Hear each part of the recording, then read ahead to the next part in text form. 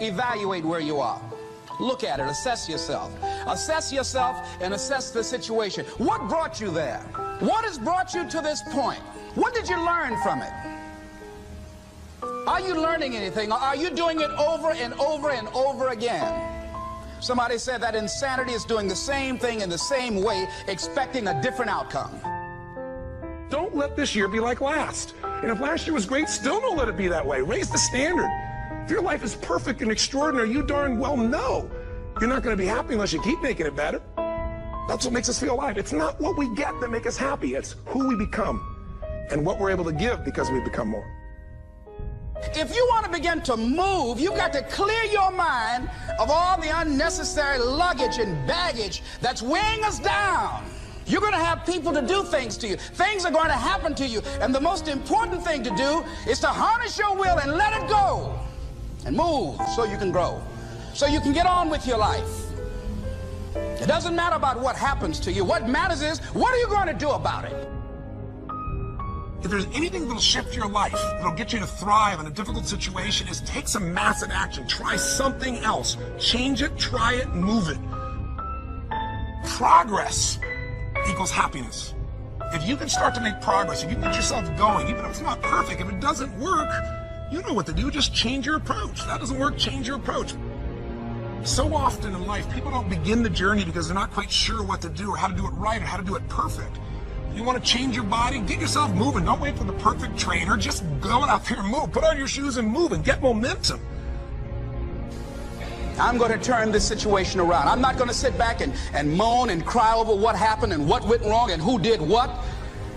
I'm going to do something about this situation. The other thing is, take full responsibility for your life. Accept where you are and the responsibility that you're going to take yourself where you want to go. Someone said we have two primary choices in life. We can either accept conditions as they exist, or we can take the responsibility to change them. See, a lot of people want to exempt themselves from taking responsibility. All they want to do is talk about the problem. Every time you see them, they'll tell you their story over and over and over and over again. No. You want to take responsibility for your life. I got me here, I can get me out of this.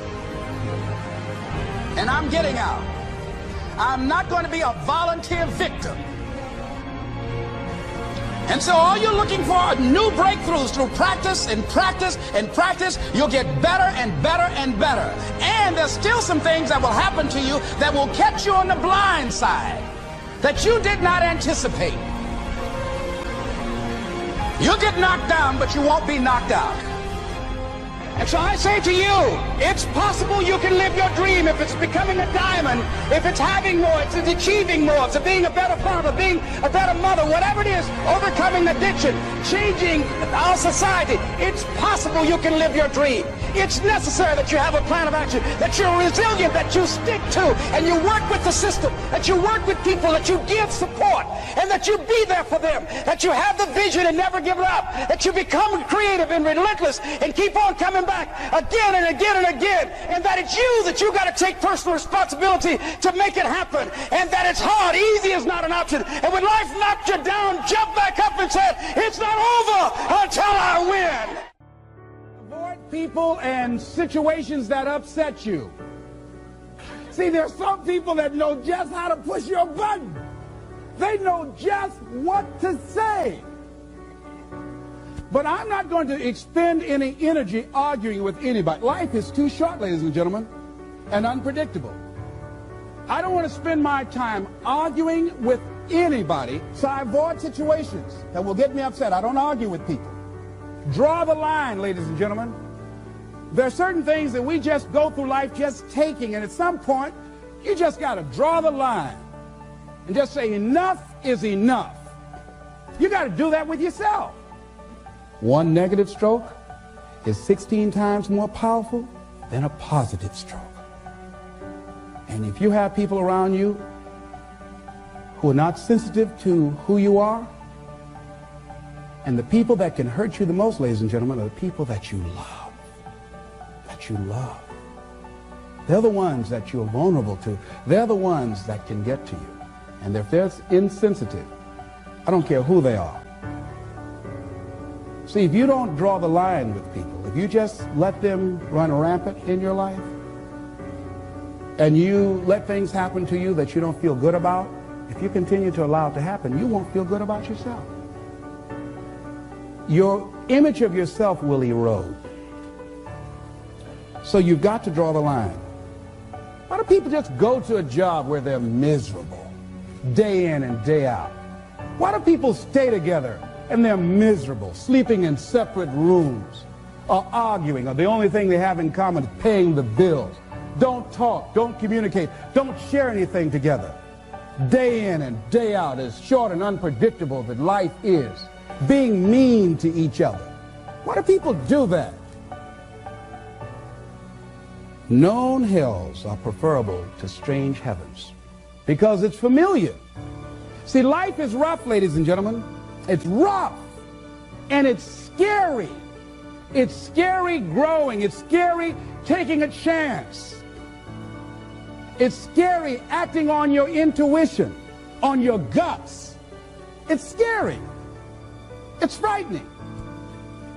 There are people that's tolerating things right now, and they're immobilized by fear.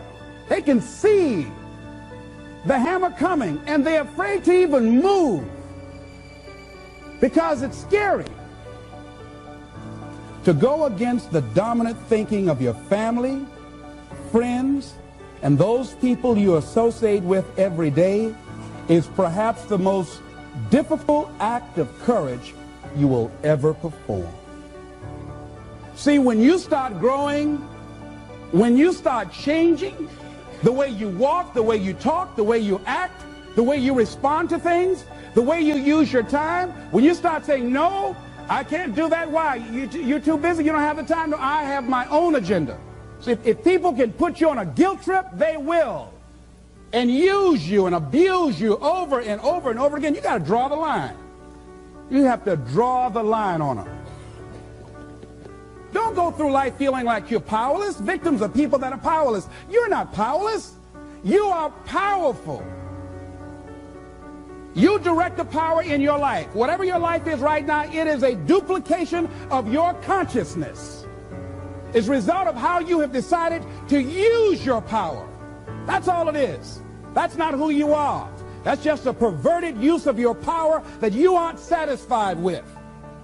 And you've got the power to change that. Wherever you are, how, I don't know. But I know you've got the power to do that. But you don't know what has happened to me. It really doesn't matter what has happened to you. See, the only thing that really matters is what are you going to do about it? That's all that matters. That's all that matters. You can allow it to destroy you, or you can allow it to build you up. We never get to a level where we feel that there's nothing else for us to do, that we've achieved a certain number of goals and we figure that we're through. No, no. You don't want to stay there and celebrate too long like a lot of people do. They do something they consider outstanding. They go around talking about what they used to do. See, let me tell you, I used to do this and I used to do that. Excuse me, used to be's don't make no honey. What are you doing now? You're still here breathing. That means you've got some more to give. Doesn't matter how old you are. Doesn't matter about where you are. Doesn't matter about what you have. Doesn't matter about what you've done. Life is about growing. It's about being productive. It's about stretching. It's about challenging yourself. So you start looking around and decide, hey, what else do I want to do? What got me here? It's a time for celebration, but also a time for reflection. What got me here? What worked? What did not work? What do I need to do to repeat so that I can get the same kind of results in other areas of my life? If the goal is to improve my health, if the goal is to improve my relationship, if the goal is to improve my income, if the goal is to improve something in society, what is it I need to do? Now, don't get confused with what you do with who you are. Don't trip. Don't go on some type of ego trip. Talking about how bad you are. None of us do anything by ourselves. Develop an appreciation for external support as well as good fortune, because all of those things play a role. The other thing is, don't go overboard celebrating. You must meet with triumph and disaster and treat those two imposters just the same. You look at it, hey, I did it. I feel good about that. Now you're moving on to the next thing. Things did not work out the way you wanted them to work out. You didn't produce the results you wanted to produce. Hey, miss that. Win some, you lose some. Next, moving right on. Don't confuse who you are with what you do.